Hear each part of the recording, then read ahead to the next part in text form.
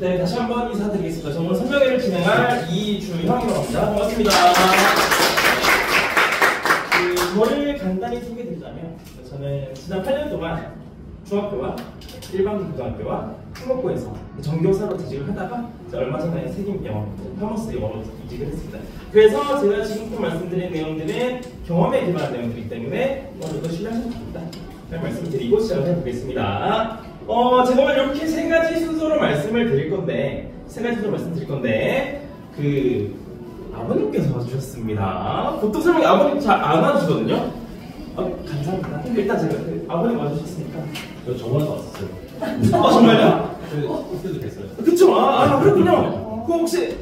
제가 혹시 저번에 어떤 내용을 말씀드렸는지 좀 기억나는 거지? 그때도 이제 28년 대입이 안 왔는데. 그쵸. 그때도 제가 혹시 아버님 오셨다면서 제가 또 막 그랬나요 또? 박수 쳤는데. 저는 안 그래요. 내용은 혹시 기억나세요? 네. 혹시 어떤 것들이 좀 기억나세요? 대입 때도 바뀌는 거랑 영어가 뭐 이제 좀 절대평가처럼 해서 네. 어쨌든 디테일한 거 기억이 안 난다 말씀이시죠? 그렇죠? 네. 감사합니다. 그래서 제가 이렇게 먹고 살 수 있는 겁니다. 네.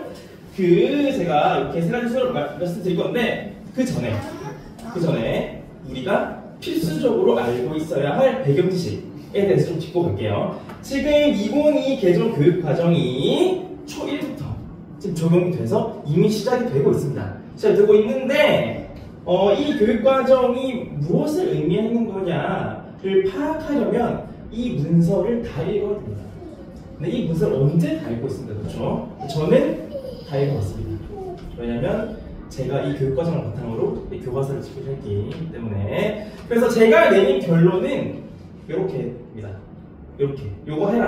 요거 해라인데 사실 뭐 그렇게 이것도 크게 안 와닿으시죠? 그렇죠? 그래서 이걸 또 두 가지로 축약을 하면 이렇게 됩니다. 첫 번째는 고교학점자 하겠다. 두 번째는 표현하는 영어 해라. 이 두 가지로 축약을 할 수 있습니다. 그래서 하나씩 설명을 드려보면 먼저 고교학점제라는 것이 있는데 어머니? 네, 어머니? 고교학점제가 뭘까요? 그렇죠. 그거 오늘 알아보시는 거 좋잖아요.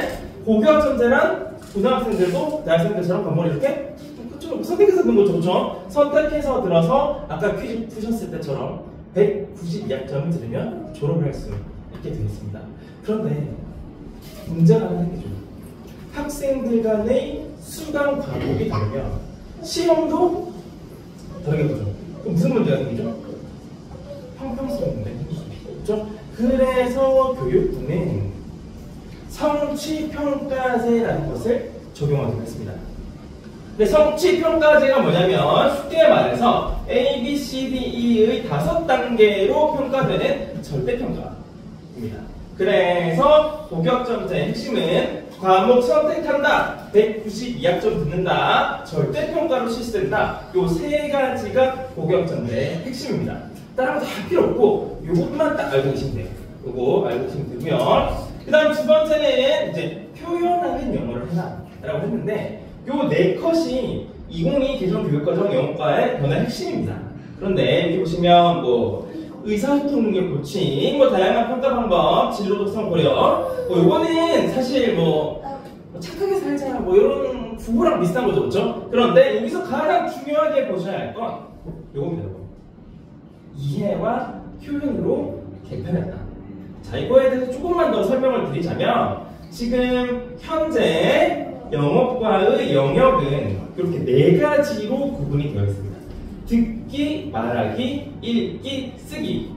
자, 그런데 이렇게 네 개로 나눠져 있으면 무슨 일이 벌어지냐면 수행평가를 네 개를 따로 봐야 됩니다. 듣기평가 따로, 말하기평가 따로 봐야 돼서 결국은 어떤 사태가 벌어지냐면 우리 아이들한테 영어가 뭐야? 라고 물어보면 여러분 지금부터 떠올리게 된다는 거죠. 왜? 영역 간의 유기적인 연동이 안 됩니다. 그런데 이거를 어떻게 개편하기로 했냐면 이해와 표현의 두 가지 영역으로 통합하게 됩니다. 자, 이해를 하려면 정보를 습득해야 되죠. 그런데 그 습득한 정보를 확인하려면 어떻게 되죠? 말해야 좋죠. 말하고 쓰고 표현해야 좋죠. 그래서 영어의 본질인 기능, 스킬로서의 가치에 집중하겠다. 그래서 이 두 가지 2022 개정 교육과정에서는 그 5개월쯤도 하겠다 표현하는 영어 한다. 이 두 가지를 기억하시면 되겠고요. 그리고 다음은 학생분들. 아버님 그때 학생분 떼보셨습니까? 네, 그렇죠. 네, 혹시 학생분 떼보신 분? 네, 괜찮습니다. 네, 이상 어느 정도 했습니다. 자, 나이스 학부모 서비스 들어가시면 학생분 바로 뽑으실 수 있는데 여기 보시면 이렇게 학생부가 이렇게 생겼습니다. 고등학교 학생분인데 빈칸만 이렇게 4페이지고 내용이 들어가면 한 학생당 한 18페이지 막 늘어납니다. 그럼 무슨 내용이 있는지 하나씩 살펴보자면 뭐 인적사항은 넘어가고 여기 보시면 수상경력이라고 있죠. 수상경력. 예전에는 올림피아드다 당시여이다 뭐다 해서 일주일에 한 번씩 대회가 됐죠. 왜? 상하면 대학 갈 때 유리하니까. 하지만 이 수상경력이 어떻게 됐을까? 이반년. 그래서 의미 없는 대회 참가는 필요 없다 라는 겁니다. 그리고 두 번째, 여기가 아까 말씀드렸던 창의적 체험활동 상황. 창의적 체험활동 상황이고요. 창체는 쉽게 말해서 비교과 활동, 즉 수업 시간 이외에 이루어지는 모든 활동들이 여기 창체에 적힙니다. 그리고 교과학습 발달 상황은 말 그대로 수업 시간에 이루어진 성적이고요. 그럼 자유학기 활동 상황인데, 아무 말도 안 했습니다. 그냥 불렀습니다. 와주셔서 감사합니다. 네. 어머니? 자유학기는 언제 하는 건가요? 그쵸, 중1 때 하는 거죠. 중1 때 하는 거죠. 근데 뭘 안 보죠? 시험을 안 보죠. 그래서 우리 학생들 너무 신나나? 우리 어머님들 심장이 둥둥해졌죠. 그때 활동하는 내용들이 여기 자유학기 활동 상황에 적히고요. 독서 활동 상황이라고 했는데 예전에는 책만 수십 권 잘 읽어도 또 대학에 잘 갈 수 있었어요. 왜? 독서 전형이 따로 있었거든요. 그런데 이 독서 활동 상황이 또 어떻게 됐을까? 미만이야. 그래서 대입을 위한 의미 없는 독서는 또 필요 없게 되었다 라는 겁니다. 그리고 행동 특성 및 종합 의견은 담임 선생님의 종합적인 평가라고 생각을 하시면 됩니다. 여기까지가 학생인데 여기서 뭘 중점적으로 보셔야 하냐면요. 첫 번째로 창체. 첫 번째로 중요한 게 창체입니다. 여기 보시면 자율, 동아리, 봉사, 진로라고 있는데 자율은 쉽게 말해서 반장. 여기 보시면 축제준비위원이라고 있죠. 이렇게 이런 것들. 제가 담임으로 했을 때 어떤 전화를 많이 받냐면 선생님 우리 애가 반장 선거 나가려고 하는데 반장하면 공부 시간 뺏길까 봐 걱정돼요 라고 많이 물어보시거든요. 그럼 저는 1초도 망설이지 않고 이렇게 대답해줘요. 무조건 시키세요. 무조건 시키세요. 왜냐하면 대학이 학생의 리더십을 판단할 때 가장 먼저 보는 항목이 이 자율입니다. 그래서 이 자율에 반장, 부반장, 학생을 한 줄 적히는 게 정말 어마어마하게 큰 의미를 갖고 있습니다. 그래서 시키시는 거 무조건 추천드리고요. 그럼 두 번째 동아리 활동은 진로 관련 동아리를 선택하는 게 중요한데 이 학생이 지금 멀티미디어 제작을 했다고.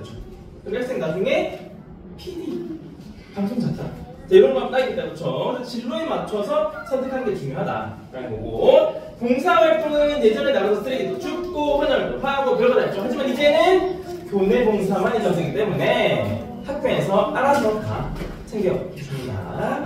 그리고 마지막은 진로활동. 근데 요즘에 진로 시간이 떨어진 거 아시죠?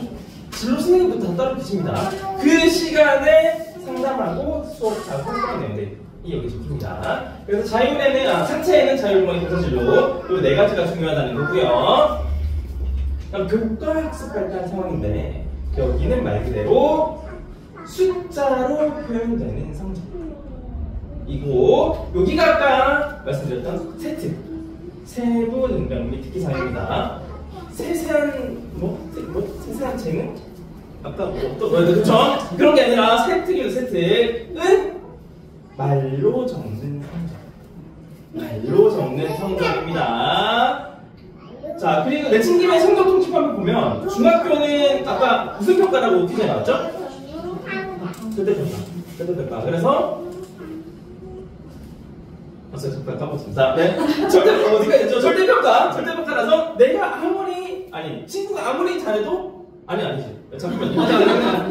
친구가 잘하든 못하든 나만 열심히 하면 그렇죠. 나만 열심히 하면 그래서 90점 넘으면 A, 80 넘으면 B, 70 넘으면 C. 이게 이제 중학교입니다. 절대평가죠. 하지만 고등학교는 얘가 좀 다르죠. 상대평가도 내가 아무리 잘해도 내 친구가 더 잘하면 눈물 나요. 이게 고등학교죠. 이미 알고 계시겠지만 한 번 더 체크하고 넘어가고요. 마지막 행동 특성 및 종합 의견은 담임 선생님의 추천서라고 생각하시면 되는데 요즘 이제 교권이 많이 좀 수락했잖아요. 그렇죠? 좀 안 좋은 뉴스도 많이 들리고 하는데 요 행동 특성 및 종합 의견이 담임 선생님이 가지고 계신 마지막 방어선입니다. 자, 그냥 한번 읽어볼게요. 영리하고 이해력이 뛰어난 학생이기 때문에 자, 중요한 말은 때문에 제가 나오죠. 때문에 조금 더 스스로를 절제하고 수심한 면을 키운다면 발전이 있을 것으로 기대합니다. 자, 이건 담임 선생님이 이껏 깨우고 쓰신 거죠. 네. 절제 못하고 수심하지 못하다는 것을 이제 이렇게 돌려서 표현한 거예요. 그렇죠? 그런데 문제는 행동 특성에 이렇게 써 있으면 이 학생이 갈 대학의 등급이 적어도 3등급은 낮습니다. 이 행동 특성의 영향력이 실로 어마어마합니다. 그래서 우리 어머님들 집에 들어가시면 우리 아이들에게 한마디 해주십시오. 선생님들 잘해라. 한마디씩 해주십시오. 그리고 이건 좀 사담인데 요즘 어떨 때 담임 선생님들이 제일 감사하냐면 학교 대표를 맡아주십니다. 왜냐면 너무 요즘 다들 바쁘셔가지고 학부모회 구성하기가 정말 어렵거든요. 근데 학급 대표 부대표 맡아주신다? 그렇게 감사할 수 없어요. 그런데 그 감사함이 어디로 갈까요? 여기입니다. 그래서 시간이 허락하신다면 한 번쯤 맡아주시는 것도 괜찮겠다 하는 거고요. 그래서 여기까지가 학생부 창제, 교과, 행동 특성 요 3가지를 중점적으로 보면 된다. 의견. 이제 현행 수능은 이렇게 되어 있습니다. 다 수능 국어죠. 현행 수능은 아주 복잡합니다. 읽어보시면 9번은 독서와 문을 공통문법, 그리고 화법과 정문 줄에서 화작은 걸음이 조금 느린 친구들, 그리고 언매는 걸음이 조금 빠른 친구들이 보고요. 수학 원점 공통이고 확통은 주로 문과 학생들이, 미적은 이과 학생들이, 기하는 서울대 학생들입니다. 왜냐하면 서울대 1부과에서 저 기하를 필수 과목으로 지정했기 때문이죠. 그리고 사회과학은 과목 구분 없이 2개만 보는 겁니다. 한국, 지리, 물리원 이렇게 되는데 저는 아직 이렇게 하는 학생은 보지는 못했습니다. 그리고 영어와 한국사는 절대평가라는 거고요. 여기까지가 이제 배경 지식이었고 이제 진짜 어떻게 바뀔지 한번 본격적으로 알아보겠습니다. 이렇게 바꾼 게 주요 변화의 골자인데 하나씩 오늘 찍어서 드렸는데 저도 이거 네이버에서 나왔습니다. 네, 저도 네이버에서 찍으셨죠 지금? 네, 네이버에서 도와주고 이렇게 말씀드리기 전에 대입제도가 어떻게 변했는지 한번 살펴볼 건데요. 여기 보시면 94년에 한 번, 08년에 한 번, 28년에 한 번 수능이 크게 뒤집어졌습니다. 그런데 뉴스에서 매번 뭐 바뀐다 하는 것 치고는 변화가 좀 느리죠. 왜 그러냐면 수능에는 4개년 예고제라는 것이 있습니다. 그게 뭐냐면 수능이 치러지기 4년 전에 확정을 발표해야 하고 그 확정안을 변경할 수 없게 되어 있습니다. 그래서 정권 교체의 영향을 덜 받는 거죠. 그래서 이렇게 상대적으로 변화가 드린 건데 제가 왜 이 말씀을 드리냐면 제가 설명회 다니다 보면 가끔 이런 말씀 해주세요. 이 아이 아직 초등학교 1학년이라 입시랑 거리가 있는 것 같아요. 이제 이렇게 말씀드리죠. 강남에는 유치원부터 의대생이 많아요. 지금 여기 앉아 계신 모든 학부모님들의 아이들은 2028 제도의 영향을 받을 가능성이 거의 99%이기 때문에 지금 열심히 들어주시면 지금 좋은 일이 있을 거다. 말씀드리고 싶습니다. 내신은 이렇게 바뀌었습니다. 내신은 9등급 상대평가에서 5등급 상대평가로 바뀌었거든요. 근데 한 번만 더 자세히 살펴보면 자, 현행 고등학교 평가는 이렇게 이루어집니다. 9등급 상대평가에 5등급 절대평가를 병기하고 있거든요. 저는 좀 이상하죠. 아니 어차피 이 등급만 볼 건데 굳이 절대평가를 왜 변기했을까요? 제가 아까 고격점제는 무슨 평가라고 말씀드렸죠? 절대평가. 그 절대평가로 전환하기 위한 준비를 하고 있습니다. 절대평가를 전환하기 위해 경기하고 있었는데 얼마 전에 교육부가 말을 바꿨죠. 어떻게? 5등급 상대평가 유지하겠다. 그래서 지금 이렇게 이상하고도 애매모호한 평가 제도가 남게 된 거거든요. 자, 그런데 여기 전체에서 가장 중요하게 보셔야 할 것은 1등급이 4%에서 몇 %로? 10%로 늘어났다는 겁니다. 1등급이 10%. 1등급이 10%면 이게 좋은 걸까 나쁜 걸까요? 애매하다, 그렇죠? 뭐 1등급 받으면 기분 좋은 거고 5등급 받으면 기분 나쁜 거고, 그렇죠? 이거는 좋다, 나쁘다라고 평가를 하시기보다는 대입의 방향 자체가 다르다. 라고 보시는 것 같습니다. 왜냐하면 내신 변별력이 약화되기 때문이죠. 당연하죠, 그렇죠? 나도 1등급, 너도 1등급! 우리 모두가 1등급인데 내신 변별력이 약화지는 건 당연한 수준이겠죠, 그렇죠? 그럼으로 인해서 이 두 가지 결과를 지켜볼 수 있을 겁니다. 첫 번째는 종합전형 확대로 인한 학생부의 중요성 강화. 종합전형 확대로 인한 학생부의 중요성 강화. 어머니? 네. 와주셔서 감사합니다. 네. 어머니, 대입 제도에는 정시와 수시가 있죠, 그렇죠? 정시는 뭐 봐서 가는 거죠? 수능 봐서 가는 거죠, 그렇죠? 어머니? 수시는 뭘로 가는 걸까요, 그러면? 고등학교? 그렇죠. 고등학교 내신 성적으로 하는 게 수시죠, 그렇죠? 대입 제도는 크게 정시와 수시로 할 수 있는데 이 수시를 또 크게 두 가지로 나눌 수 있죠, 그렇죠? 첫 번째는 교과전형. 교과전형이란 말 그대로 여기에 있는 교과 성적 숫자로 가는 게 교과전형이고요. 나머지 두 번째는 어머니들 알고 계시는 학종. 학생부 종합전형. 종합전형은 아까 보셨던 창체 담임 선생님이 있어준 행동 특성에 여기 있는 세팅을 포함한 학생부 전체를 종합적으로 보는 게 학생부 종합전형입니다. 그런데 제가 아까 뭐가 약화된다고 말씀드렸죠? 내신 변별력이 약화된다고 말씀드렸죠. 그러면 이 숫자들의 의미가 퇴색될 거고 연달아서 교과 전형이 축소가 되면서 상대적으로 뭐가 확대될까요? 학생부 종합전형. 학종이 확대가 되면서 결국 학생부가 중요해지는데 학생부 중에서도 이 세 특이 핵심 중에 핵심입니다. 이 세 특이 핵심 중에 핵심입니다. 제가 두 번 말씀드렸다는 정말 두 배로 중요하다는 뜻입니다. 자, 그리고 여기에서 이제는 과목 선택 자체가 전략이 될 겁니다. 지금은 학생들한테 선택권 자체가 없거든요. 기껏해야 2점 들을래? 확동 들을래? 이 정도밖에 없는데 고격점제가 시작되면 얘기가 좀 많이 달라집니다. 그런데 문제가 하나 생기거든요. 지금 올 1등급 학생이 1,300명인데 이 학생들 비중이 거의 7,000명까지 늘어납니다. 그런데 이 7,000명 학생들 어떻게든 줄 세워야겠죠. 그렇죠? 그럼 어떤 방법을 쓸 수 있을까요? 선착순? 이미 이제 인지는 빠르면 이제 좋은 데다는 거죠.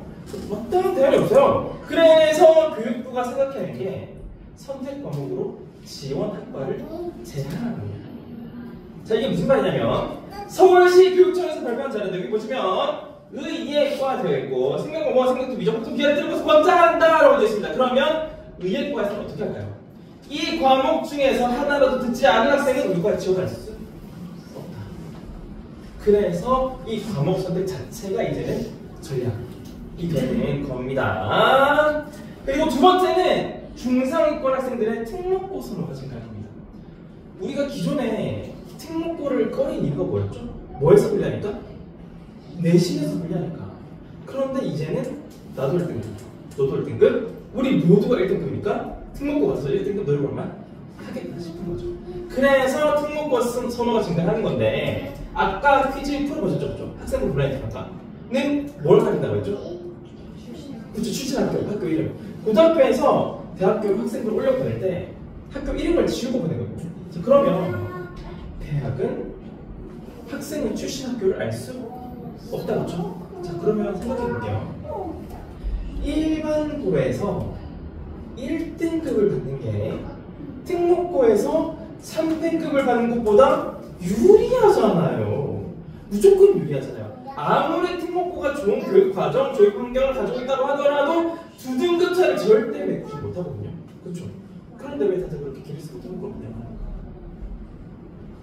무슨 의미죠? 학생 한쪽으로 이렇게 접어서 보낼까요? 이렇게. 난 특목고다. 자, 제가 땡땡 특목고 실제 생기부를 가져봤는데 여기 보시면 심화 영어 독해 2라고 돼 있어요, 그렇죠? 심화 영어 독해 2 잠깐 기억을 해주시고요. 정규 영어과 교육과정을 보면 심화 영어 독해 2가 있나요? 없죠. 심화 독해 2 없습니다. 그런데 땡땡 특목고 실제 교육과정을 보면 심화 영어 독해 2가 있죠. 저 심화 영어 독해 2는 전문 교과이고 저 전문 교과는 특목고에서 개설된 교과입니다. 그래서 대학의 학생부를 만들고 얘가 심화 영어 독해 2를 들었네? 얘는 어디서 나왔습니까? 바로 알 수 있는 겁니다. 그래서 다들 그렇게 길을 쓰고 특목고를 보내려고 하는 겁니다. 좀 제 시간 느끼 좀 보시면 돼. 그래서 학생부가 중요해지겠다. 특목고 선호가 증가하겠다는 거고요. 수능은 이렇게 바뀌었습니다. 이렇게 되게 심플하게 바뀌었는데 여기 보시면 국어는 국어 하나 수학 또 수학 하나 통합 사회과학 또 모든 학생들이 통사와 통과를 둘 다 받습니다. 그리고 영어와 형사는 그대로겠고요. 이렇게 되게 심플하게 바뀌었는데 이렇게 심플하게 바뀌면서 이 두 가지 결과를 예측해 볼 수 있을 겁니다. 네. 수능이 뭐에 주는 말이죠? 진짜 수학 능력 시험이죠. 수학 능력 시험. 그런데 그 수학이 이 수학이 아닌 걸 알고 계시죠? 그렇죠? 근데 이제는 그 수학이 이 수학이 들어버릴지 모르겠습니다. 자, 현 고1들 문 이과가 아직 나뉘어지지 않은 현 고1들의 수학 점수를 비교해봤더니 1등급의 91.3%를 이과 지망생들이 차지했습니다. 기존의 8.7% 문과학생들 자기들만의 리그에서 보호받은 비슷하거든요. 하지만 이제 그 보호막이 없다. 수학은 어떻게 돼요? 못 간다 하는 거죠. 요 제목에서 저희들이 많이들 한숨을 쉬시던데 우리는 수학 못해도 됩니다. 우리는 수학 못해도 돼요. 우리 아이들만 잘하면 되죠. 그렇죠? 네. 그리고 또 과학이 중요해질 텐데 학생들이 사탐보다 과탐을 많이 어려워합니다. 지금 평균 점수가 10점 이상 차이가 좋죠. 이 중에서도 물리와 화학을 되게 어려워하는데 문제는 킬러 문항이 어디서 나올지 아무도 알 수 없다. 어떻게 해야 되죠? 전부 다 열심히 해야 되죠. 그래서 상대적으로 과학이 되게 중요해지겠다라는 건데 그러면 너무 이과 학생들만 유리해지는 거 아닌가요? 오히려 문과 성향의 상위권 학생들에겐 기회가 될 수도 있는 게요. 자, 만약에 어떤 학생이 정치 외교학부를 가려고 준비를 막 하고 있었어요. 그런데 이제 기도를 너무 열심히 해가지고 수능날 대박이 났습니다. 대박이 나서 백분위가 98.5가 났어요. 백분위란 수능을 100명이 쳤을 때 내 밑에 몇 명인데 98점 대박 났죠. 그럼 이 학생이 98점으로 갈 수 있는 몇 개가 있는데 그럼 이 학생은 서울대 정치외교학부를 가야 될까요? 부산대 의예과를 가야 될까요? 당연히 부산대 의예과를 가야 되는 거 아닐까? 그쵸? 이런 식으로 오히려 기회가 될 수 있겠다. 단 뭘 잘한다는 전제하에? 수학을 잘한다는 전제하에 그렇습니다. 다시 말씀드리면 우리는 못해도 됩니다. 수학. 네. 그래서 정리를 해보자면 학생부가 중요해지겠다. 특목고선으로 접근한다. 수학과 과학이 중요해지겠다. 그리고 결론을 낼 수 있겠습니다. 네. 네, 뭔가 좀 이상하죠? 여기는 분명 영어학원인데 자, 영어를 한 마디 정도 안 해도 그렇죠? 그래서 영어를 사용할 것인가? 고등학교 전에 표현하는 영어라고 제목을 지어봤습니다. 고등학교는 뭐 청취하는 영어, 연구하는 영어 이런 거 안 되고 무조건 표현하는 영어를 해야 됩니다. 자, 왜 그런지 지금부터 설명을 좀 드려보자면요. 제가 아까 종합전형이 확대가 되면서 학생부가 중요해지고 이 학생부 중에서도 이 세특이 핵심 중에 핵심이다라고 말씀드렸었죠. 이 세특이 핵심 중에 핵심이라고 말씀드렸는데 이 세특이 어떻게 쓰여지냐면요. 수행평가의 결과물이에요. 예를 들면 나눠서 프린트 하고 보고서 쓰고 그리고 수업 활동으로 학습지 쓰고 손들고 발표하고 토익 토론하고 질문하고 이런 활동들을 바탕으로 교과 선생님들이 학생부에 써주시는 게 세특이거든요. 그런데 25년부터는 논서술 100%로도 내신 평가가 가능하도록 지침이 내려왔습니다. 자, 이게 무슨 말이냐면 지금 내신 평가는 지필 평가와 수행 평가를 이루어질 수 있죠. 요거를 지필 평가 안 보고 수행 평가 100%로 가능하도록 지침이 내려왔어요. 이미 예체능 과목으로 다 이렇게 하고 있어요. 오늘 전 과목으로 확대하겠다는 말이죠. 그렇죠? 그리고 개정 교육과정에서도 표현하라고 했고 얼마 전에 발표된 확정안에서도 논서술 확대 지시간기 지향이라고 아예 못을 박아봤습니다. 그럼 어떻게 된다는 걸까요? 결국 지필평가는 줄여서 이렇게 사라지고 수행평가가 이렇게 됐겠죠. 수행평가가 나오면서 덩달아서 이제 세특도 이렇게 중요해질 건데 제가 예시 세특을 하나 가져왔거든요. 어머니 앞에 앉아 계시니까 이 빨간 줄친 거 한번 읽어주시겠어요? 태도가 바르며 참여도가 높은 뛰어난 리더십, 진취적인 성향, 몰입하는 성격, 창의적이고 열정적인 100점 만점에 몇 점 주시겠습니까? 100점. 100점. 어머니 몇 점 주시겠습니까? 어머니 몇 점 주시겠습니까? 60점이요? 60점이요? 되게 안 좋은 짓인 기분 많이 안 좋으신 어머니 몇 점 주시겠습니까? 100점. 어머니 왜 60점 주셨어요? 저번에 네, 오케이. 스포 금지. 어머니 몇 점 주시겠습니까? 감사합니다. 네. 여기 보통 높은 점수를 주세요, 그렇죠? 근데 이제 어떤 분은 20점 주셨거든요. 왜냐면 이런 학생은 지구상에 존재하지 않는다. 라고 이건 허구가 분명하다고 20점 주셨는데 이 세특 진짜로 몇 점짜릴까요? 60점 준 분도 계시고 100점 준 분도 계신데 빵점짜리. 이 세특으로는 어느 대학도 갈 수 없다고 제가 장담할 수 있습니다. 왜냐하면 대학은 선생님이 학생 칭찬하는 거 안 믿습니다. 원래 선생님은 학생을 칭찬하는 게 2일인 직업입니다. 그럼 어떤 세특을 써야 대학을 생각할 수 있을까요? 자, 고려대 경제학과에 합격한 학생의 세특인데 보시면 발표함, 설명함, 발표함, 설명함 2학년 S1 활성, 모의고사 발표, 영어 발표, 영어 작성 3학년 영어 작성, 말의 활동, 연구소 영어 발표, 영어 작성, 기록함 활동. 대학은 학생이 어떤 활동을 했느냐에만 관심이 있습니다. 그래서 이런 활동 위주의 세특을 쓰려면 표현할 수 있어야 한다는 거죠. 수업 시간에 가만히 앉아서 선생님 설명만 듣고 있어서는 이런 활동 위주의 세특을 절대로 쓸 수 없다는 겁니다. 그래서 표현하는 영어를 해야 된다는 거고요. 두 번째는 스토리가 있는 영어 세특을 써야 됩니다. 스토리 또 뭐야? 자, 한번 볼게요. 이 학생이 3년간의 활동을 되게 열심히 잘했어요. 그렇죠? 그런데 이 활동의 주제를 뭘로 삼았는지 한번 볼게요. 자, 에그플레이션, 경제에 대한 관심, 특처럼 인공지능, 두려움, 머신러닝, 교통상태, 행동경제. 이 학생의 진로 희망은 핀테크 전문가입니다.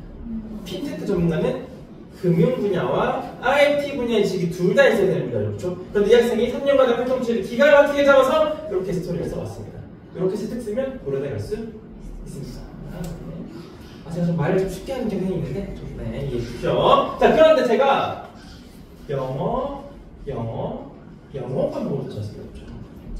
영어를 가져왔는데 제가 왜 영어를 가져왔냐면 영어 세특이 다른 과목과 차별화되는 점이 하나 있습니다. 그게 뭐냐면 영어 세특은 활동 주제가 자유롭다는 거예요. 근데 이게 무슨 말이냐면 과학 세특은 과학적인 내용과 엮어서 써야 하고 음악 세특은 음악적인 내용과 엮어서 써야 하지만 영어 세특은 활동 주제가 100% 자유롭다는 거죠. 왜? 스킬이니까. 스킬을 활용할 수만 있다면 주제는 100% 자유롭게 주어진다는 거죠. 그래서 이 학생이 영어 세특을 이용해서 3년간의 스토리를 쫙 써온 겁니다. 그래서 결론을 내리자면 스토리가 있는 학생들은 영어 세특으로 만드는 게 가장 쉽고 빠르고 효율적인 길이다라는 결론을 낼 수 있게 되는 거죠. 그래서 표현하는 영어 하자. 스토리가 있는 영어 세트 쓰자라고 이제 결론을 낼 수가 있고요. 오케이, 표현하는 영어 해야 되는 거 충분히 알겠어. 그러면 표현하는 영어는 어떻게 준비하면 될까요? 그렇죠. 파워스로 준비하시면 되게 좋죠. 이론들이 있습니다. 이게 이제 아기가 어떻게 언어를 습득하느냐에 대한 이론들인데 뭐 내용이 중요한 건 아니고요. 요 세계적인 학자들의 의견 사이에서 공통점을 딱 하나 발견할 수 있습니다. 그게 뭐냐면 아기가 언어를 습득하는 데 있어서 문법은 나중에 문제예요. 그렇죠. 우리 아기들이 엄마부터 이제 주어 동사부터 하지 않았잖아요. 그렇죠. 그런데 우리 어떻게 공부했죠? 주어 동사부터 했죠. 그렇죠. 주어 동사부터 해서 일단 시험은 어떻게 쳤습니다. 시험 어떻게 쳤는데 자 이제 영어로 표현해 볼까요? 하면 어떻게 되죠? How are you?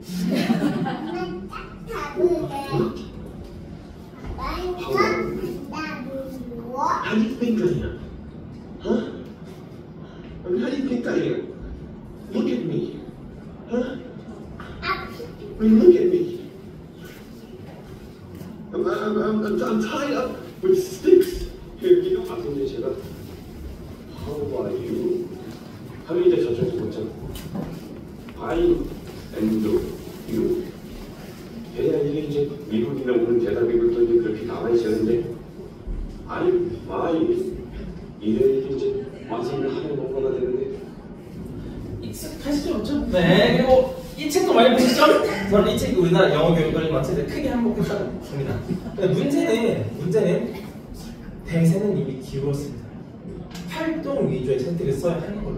그런데 영어 교육이 아직 그 트렌드를 못 따라가고 있고 우리 아이들이 딱 그 딜레마 기관에 처해 있는 거죠. 제가 학생이 영어 공부하는 장면을 찍어왔는데 너 뭐 공부하고 있니? 라고 했더니 영어 말하기 수익평가 준비해 한다고 하더라고요. 그럼 영어 말하기 수익평가하면 그냥 키워드 정리해서 그대로 줄줄 말하지 않냐고 했더니 선생님 저는 영어로 말할 때 익숙하지 않아서 대본에 써서 줄줄 외워야 돼요! 라고 하더라고요. 그런데 이거만 외우면 됩니까? 당연히 책 7개잖아요. 책 5개면 5개 외워야 되는 거 좋죠? 남들보다 시간을 수십 배 투자해서 겨우 수행평가 하나 쳐내고 있는 겁니다. 영어 학습에서 중요한 건 순서겠죠, 순서. 그래서 이제 파머스의 이제 순서가 이렇게 의사소통부터 시작해서 넘어갈 수도 돼 있고 모든 과정을 마치면 언어의 발음부터 대학 연수까지 대비할 수 있게 커리큘럼을 짜놨고 교재도 이렇게 구성이 되어 있습니다. 자, 우리가 기존에 워크라는 단어를 어떻게 배웠죠? 뭐 그냥 배웠죠. 워크 같다 단어샵 치고 틀리면 떠보고 틀리면 떠보고 그리고 문장이 나왔을 때는 또 어떻게 했죠? 구석이죠. 저에게 주어 공부, 동사 공부, 동그랗게 치고 막 했습니다. 그래서 일단 시험을 쳤는데 제가 아까 말씀드렸죠. 지필평가가 줄어들고 수행평가가 늘어난다. 요즘 수행평가가 이렇게 됩니다. 영작하시오.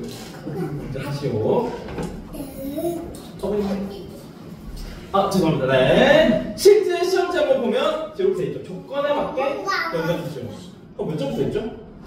7점. 이게 말이 됩니까 이게? 그래서 이런 문제를 보면 이제 우리 아이들 입장이 이제 이렇게 되는 거죠. 그래서 하면서 좀 다르게 시작을 합니다. 단어와 문장을 수십 번 생각하고 듣고 표현하게. 그리고 스토리를 통해서 각인, 스몰톡을 통해서 활용, 영작까지 할 수 있도록 이렇게 커리큘럼을 짜놨습니다. In the jungle. In the jungle. The animal is the jungle. A snake. He's a carton of milk. I need a carton of milk. What do you need? I need A potato. What do you need? How many voices are there? Two. First, whose voice is that? Henry. Yeah, first is Henry's voice, and second, whose voice is that? His mom's voice.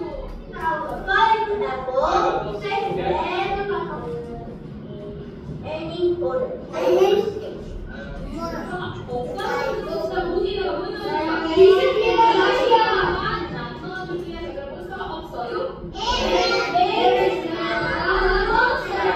자, 이렇게 커머스의 수업이 진행되는데 제가 가장 인상 깊었던 건 떠들 수업이 때문에 영어학원이 수학학원처럼 조용해서 안 되겠죠. 이게 진짜로 표현하는 영어의 표본이라고 할 수 있을 겁니다. 그래서 고등학교는 표현한 영어 하자, 스토리가 있는 영어 쓰자라고 결론을 낼 수 있겠고, 중학교는 제가 가능성의 영어라고 제목을 지어봤습니다.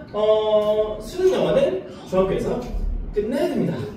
라고 많이 들어보셨죠? 그렇죠? 이거는 지금 굳이 강조하지 않아도 저 워낙 중요한 사항이기 때문에. 왜냐면 지금도 그렇지만 앞으로 수학과 과학이 더 중요해질 거고, 고등학교 가서는 수학, 과학하기도 벅찰 겁니다.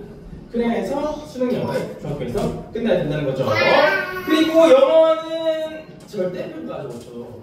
영어는 절대평가라서 조금 쉬엄쉬엄 했으면 좋겠으나 절대평가의 맹점이 하나 있죠. 그게 뭐죠? 난이도를 예측할 수 없다는 거. 영어 1등급이 가장 적게 나올 땐 2%밖에 안 나왔고요. 많이 나올 땐 10%까지 나왔어요. 그럼 어느 기준에 맞춰 준비를 해야 될까요? 2% 맞춰 준비를 해야죠. 그렇죠? 그래서 수능 영어는 꼭 중학교에서 끝내야 된다고 말씀드리면, 아니 아까 수학이 중요해진다면 지금 수학 학원을 하나라도 더 봐야 되는 거 아닌가, 일리가 있는 말씀입니다만 수학과 영어의 차이가 있죠. 수학은 학문이기 때문에 지속적인 리마인드가 필요한다는 거죠. 하지만 영어는 언어이기 때문에 체득이 된다는 거죠. 그래서 수능 수학을 중학교에서 끝낸다는 건 없지만 수능 영어를 중학교에서 끝내는 건 가능한 일이라는 겁니다. 물론 고등학교 가서 국영수다 열심히 하면 좋겠죠. 하지만 우리에게 주어진 시간은 24시간 밖에 없으니 영어는 중학교에서 끝내고 올라가자. 그러니까 합리적인 선택이 될 겁니다. 그리고 두 번째는 특목고 진학 가능성을 확보하자. 자, 특목고라는 단어를 꺼내는 순간 정말 앉아 계시다가 이렇게 하시거든요. 특목고 진짜로 별거 아닙니다. 자, 아마 나중에 이 고민 한 번쯤 하실 거예요. 그렇죠? 일반고 보낼지 특목고 보낼지. 저는 일반고를 접했고 일반고와 특목고 둘 다 교사로 써봤는데, 만약에 저에게 제 아이를 어떻게 보내고 싶으냐 라고 물어보신다면 전 제 아이를 당연히 특목고에 보내겠습니다. 왜냐하면 분위기가 너무 다릅니다. 예를 들어서 일반고에서 쉬는 시간에 공부를 하잖아요. 그러면 저꼼생 이런데 특목고에서 쉬는 시간에 공부를 안 하잖아요. 그러면 자꾸 했나 봐 하고 같은 조 안 하려고 하고 같이 활동 안 하려고 하고. 왜? 내가 손해보니까. 그게 이제 3년이 지나면 차이가 이렇게 벌어지는 거죠. 자, 땡땡 특목고 실제 진학 현황을 한번 가져왔는데, 여기가 내신 등급이면 내신 등급 6.9이면은 뭐 거의 학교에 뭐 봉사활동하러 다닌다고 봐도 이제 무방하죠. 그렇죠? 근데 일반고에서 6.92 등급은 어디를 갈 수 있을까? 일반고에서 6.92 등급. 한수만 나왔다. 그렇죠? 하지만 땡땡 특목고에서 6.92 등급은 단국대를 갔습니다. 잘 갔다. 그렇죠? 더 놀라운 건 2.82 등급이 서울대를 갔다는 거. 일반고에서 올 1등급 받아도 뭐 서울대? 간다는 걸 하거든요. 이게 진짜 특목고의 숨겨진 힘이라는 겁니다. 자, 그런데 제가 왜 자꾸 영어 시간에 특목고를 언급하냐면, 아까도 퀴즈 푸셨다시피 외고 국제고는 영어 내신만 봅니다. 영어 내신 하나만 딱 봅니다. 그런데 이 영어 내신을 어떻게 산출하냐면, 중학교 2, 3학년 4개 학기의 영어 성적을 보는데, 제가 아까 퀴즈에서 중학교는 무슨 평가라고 말했죠? 절대평가. 그래서 남들이 잘하든 못하든 나만 90점 넘으면, 나만 4번 90점 넘으면 특목고 충분히 갈 수 있다라는 겁니다. 그래서 나중에 어디 갈지는 모르겠지만 일단 첫 영어 시험 잘 봐놓자. 그래서 가능성 확보해 놓자가 이제 가장 중요한 첫 목표가 되는 거죠. 오케이, 영어 성적 확보했고, 두 번째는 면접 잘 봐야겠죠. 면접. 자, 이게 특목고의 합격 학생의 실제 자소서인데, 자, 예를 들어서 땡땡 특목고에 200명이 지원을. 그러면 면접 문제가 몇 개가 나올까요? 200명이 지원했다. 그러면 200개. 개별 문항, 개별 면접. 자, 그런데 그 문항이 어떻게 출제가 되냐면, 자, 일단 선생님들끼리 모입니다. 선생님들끼리 모여서 학생이 쓴 자소서를 읽어봅니다. 지금 학생이 시사토론반 동아리 활동을 했다고 썼죠. 자, 그러면 이 학생의 학생부를 뒤져서 실제로 저 활동을 했는지 검증하는 겁니다. 오! 시사토론반 진짜 했네? 오케이, 검증하려고 패스. 자, 두 번째, 공정하다는 착각을 해온다. 오, 진짜 해온다. 패스. 자, 교내 자치협동 설치를 노력했다. 없네? 자, 그렇게 막 퍼부드는 겁니다. 막 퍼부들어서 어떤 문제가 나오냐면 이런 문제가 나옵니다.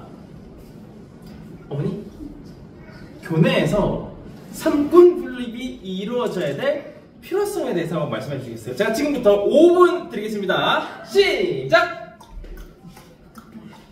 이렇게 면접이 진행됩니다. 이렇게. 오, 상당한 압박감이죠, 그렇죠?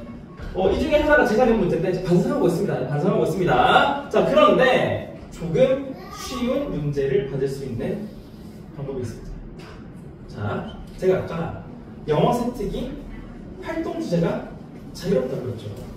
이 학생이 만약에 요 갈 곳 없는 교내 자치법정 설치 얘기를 활동 주제가 자유로운 영어 세특에 이렇게 설정했더라면, 그렇게 해서 자소서와 학생부를 완벽하게 일치시켜서 더 이상 추가로 검증할 필요를 없게 했었더라면 조금 쉬운 문제를 받을 수도 있었을 텐데 하는 아쉬움이 남는 거죠.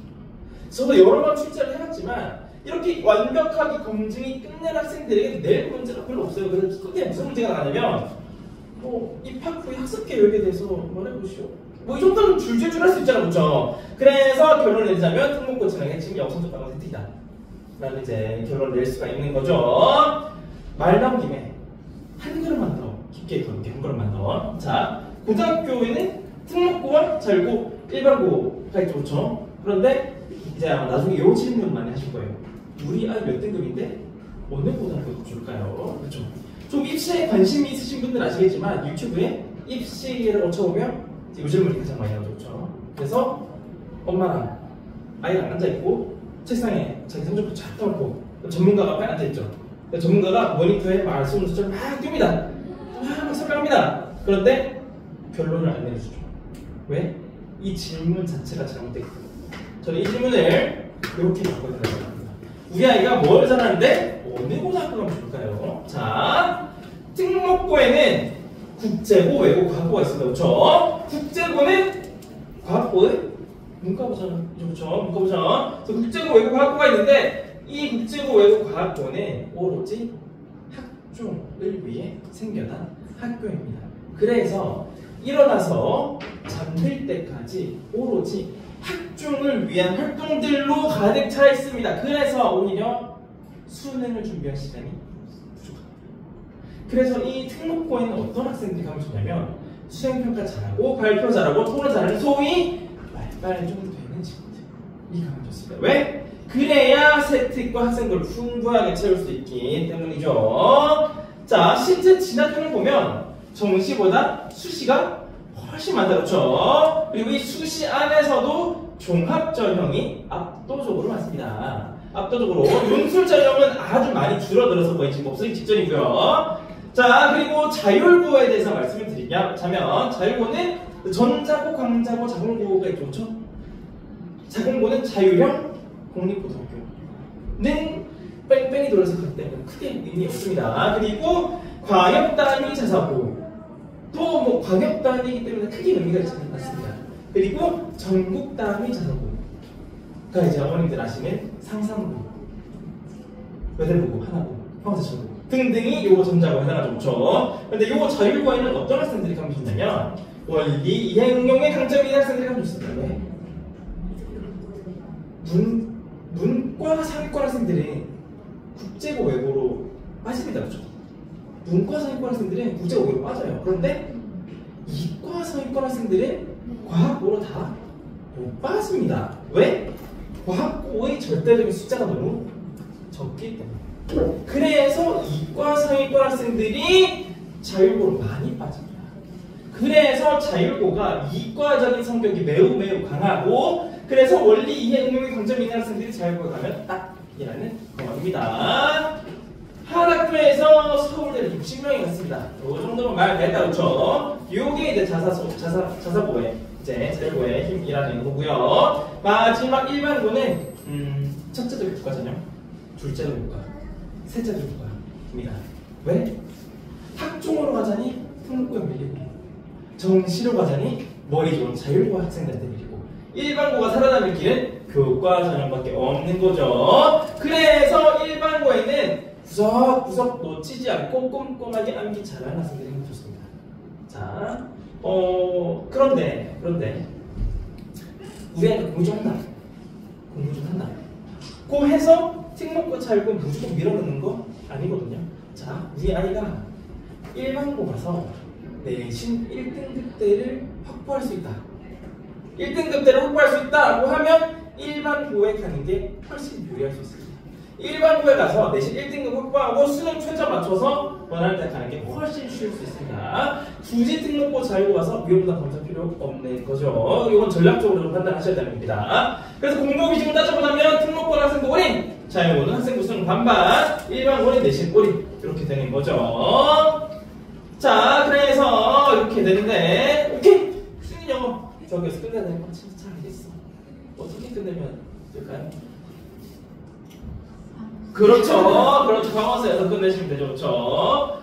자, 이제 요 시험 영어에 대해서 좀 말씀드려야 될 것 같은데, 자, 이게 실제 수능 문제입니다. 여기 보시면 가장 짧은 문장이 2줄, 가장 긴 문장이 6줄입니다. 이게 말이 됩니까? 문장이 6줄인 게. 그런데 우리 학생들은 어떻게든 이 문장 읽어내야죠. 그렇죠. 시험 영어의 핵심은 문장입니다. 문장. 자, 그런데 우리가 기존의 문장을 써서 어떻게 했죠? 문장이 나오면 막 분석했습니다. 그렇죠. 그리고 또 나오면 또 분석하고, 또 나오면 또 분석하고, 까먹고 분석하고, 까먹고 분석하고, 까먹고 분석했죠. 그렇죠? 그래서 파머스는 순서를 뒤집었습니다. 어떻게? 그 문장 구조부터 가르치기 시작했습니다. 자, 왜 이 문장 구조부터 가르치기 시작했냐면요. 자, 수능을 한번 비교해 볼게요. 강아지를 산책시킨다 않는, 뭐 의미 전달됩니다. 그렇죠? 한 번 더 바꿔볼까요? 산책시킨다 강아지는 충분히 알아들으시겠죠. 그렇죠? 하지만 영어로 한번 바꿔볼게요. 벌써 막 우리가 막 심이다. 그렇죠? 한 번 더 바꿔볼까요? 아무리 세상에 좋아서 강아지가 소녀를 산책이 쫙 그러다. 그렇죠? 이렇게 영어는 위치가 생명인 위치어입니다. 그래서 파머스가 이 위치, 문장 구조부터 가르치는 겁니다. 그런데 이 문장 구조부터 가르치면 어떤 효과를 얻을 수 있냐면 학생이 자신만의 조합으로 수백, 수천 가지의 표현을 자유롭게 해낼 수가 있게 되는 거죠. 저희 파머스 교재 중에서 슈퍼노바라는 교재가 있습니다. 슈퍼노바라는 교재, 이 앞에도 전체가 되어 있는데 이 교재가 3권이 한 세트로 이루어져 있습니다. 3권이 한 세트로 이루어져 있는데, 자, 학생이 처음에 코어리딩이라는 책을 펴거든요. 코어리딩 책을 펴면 이렇게 되어 있습니다.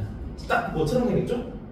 수능 문제처럼 되겠죠? 그렇죠? 수능에 대비하기 위한 실전형 문제인데 한 시간에 하나, 둘, 셋, 넷, 5문제를 풉니다. 5문제를 푸는데 여기 보시면 60초라고 했죠? 그렇죠? 이 문제는 실전에서 60초 안에 풀어야 됩니다. 이렇게 진짜로 실전처럼 대비를 하고 있는데 여기 지금 롱어고라고 되어 있습니다. 그렇죠? 롱어고 잠깐만 기억을 해주시고 이제 두 번째 책으로 넘어갑니다. 신텍스 책을 펴는데 신텍스 책을 보시면 여기에 아까 보셨던 롱어고가 또 나오죠. 또 나옵니다. 자, 그런데 이렇게 4개가 한 세트거든요. 여기 보시면 1이라고 되어 있죠. 그게 아까 풀었던 1번 지문에 등장하는 4가지 문장이라는 뜻입니다. 근데 아까 몇 번까지 풀었죠? 5번까지 풀었죠? 그럼 쭉쭉쭉 넘어가서 5번까지 31문장을 구문 분석을 해봅니다. 31문장을 구문 분석을 해봅니다. 그러면 학생 책이 이렇게 막 됐겠죠? 자, 그런 다음 세 번째 책을 펴니다. 세 번째 책, 그래머 책을 펴는데 그래머 책에 이렇게 5가지의 파트로 이루어져 있는데 먼저 파트 1을 펴면 아까 봤던 롱어고가 또 나옵니다. 이 롱어고를 활용해서 직독직해 31문장, 두 번째는 어법선택 31문장, 문장 매력 31문장, 빈칸 채우기 31문장 하고 마지막에는 학생이 자신만의 언어로 이렇게 문법 노트를 요약을 합니다. 자, 그럼 여기까지 학습을 하면 학생이 총 186개의 문장을 공개해 되거든요. 그런데 여기서 중요한 건 186이 아니라 6번 한 문장을 6개의 다른 시선에서 분석을 했기 때문에 이 학생은 자다가 일어나도 이 문장에 대해서는 술술술술 설명을 할 수 있게 되는 거죠. 그래서 이 학습이 마치면 학생이 자신만의 언어로 강의를 할 수 있게 됩니다. 그리고 명사 뒤에서 형용사처럼 보여주면 뭐뭐하로 해석이 됩니다. 예문을 들어보자면 I will plan to take a trip입니다. 나는 여행을 갈 계획을 가진다. 문제 푸는 게 어려울까요? 설명하는 게 어려울까요? 설명은 훨씬 어렵죠. 그래서 파머스는 조금 높은 수준을 목표로 하고 있다. 이렇게 알아주셨으면 좋겠습니다. 지금까지도 충분히 양질의 아웃풋이 나오고 있었는데 교육과정의 변화, 20세대의 변화와 파머스 영어가 맞물리면서 앞으로는 더 좋은 아웃풋을 얻을 것으로 기대하고 있습니다.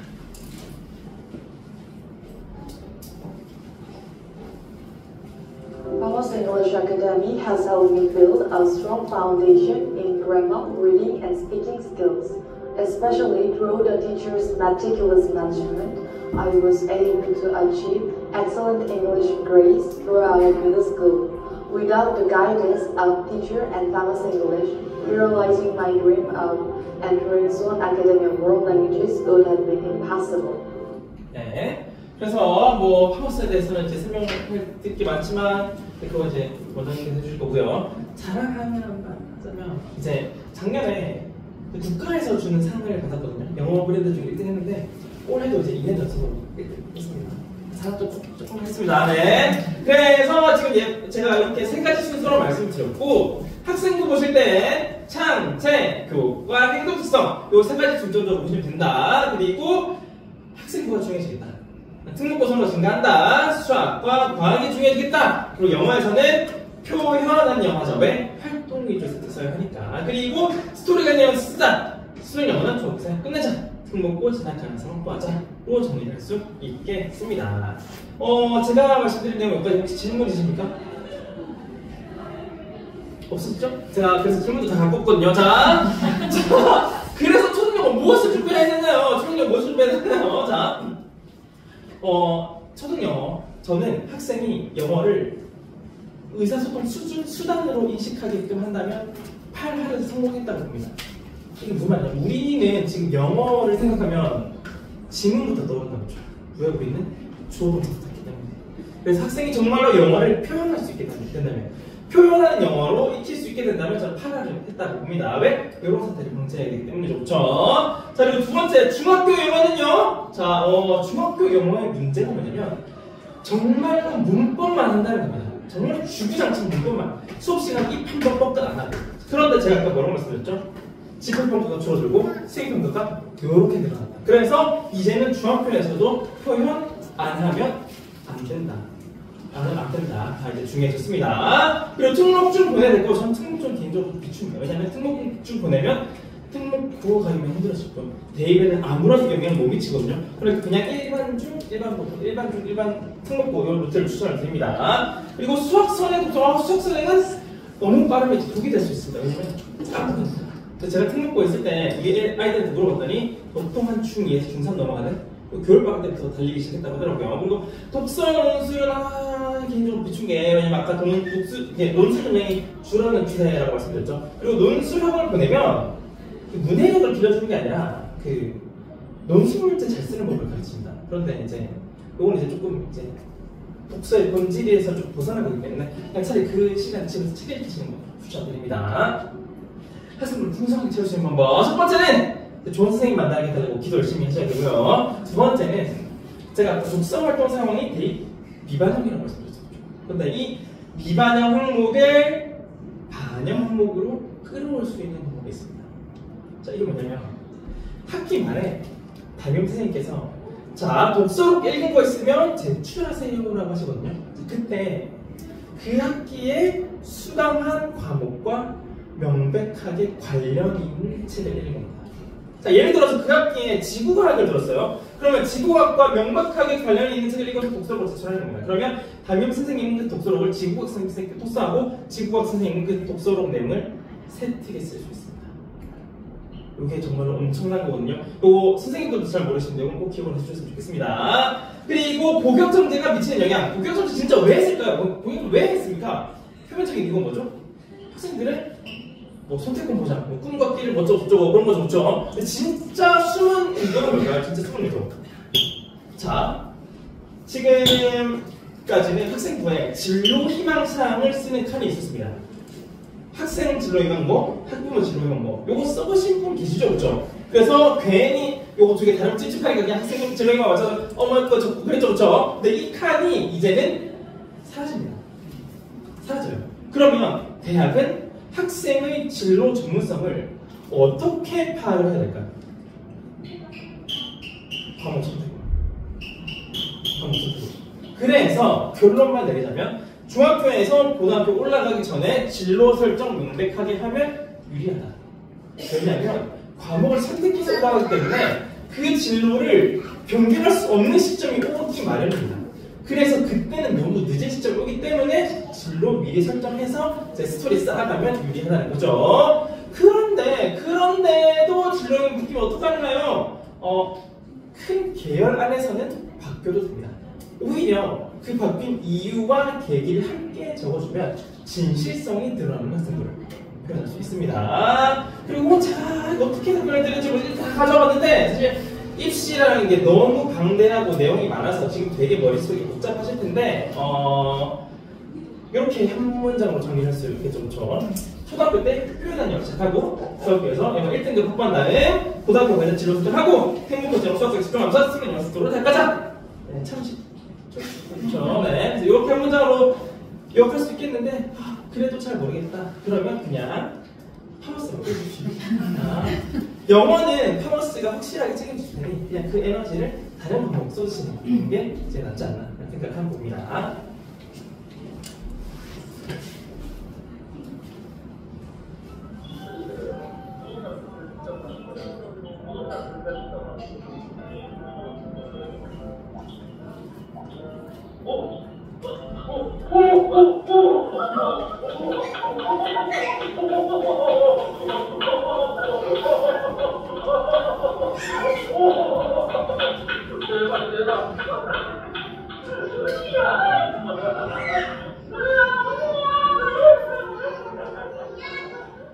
곧 팀에서 좋았는데 이제는 수능도 잘 봤으면 좋겠고 내신도 잘 봤으면 좋겠고 그렇죠?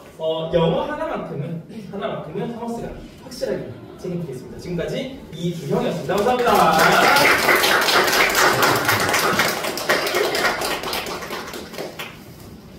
네, 지금